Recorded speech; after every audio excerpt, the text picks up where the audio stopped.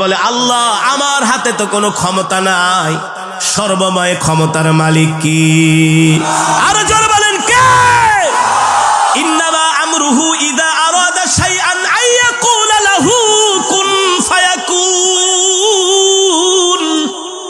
আল্লাহ বলে আমি আল্লাহ এমন আল্লাহ, আমি আল্লাহ যা ইচ্ছা তাই করি।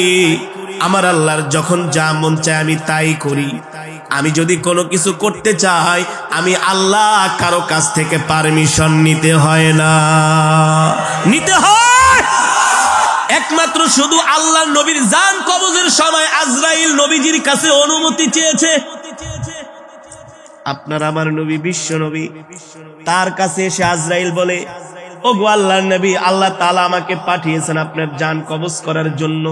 কি পাঠিয়েছেন? কিন্তু আল্লাহ আমাকে নির্দেশ দিয়েছেন আগে আপনার থেকে অনুমতি নিতে হবে। যদি অনুমতি দেন জান কবজ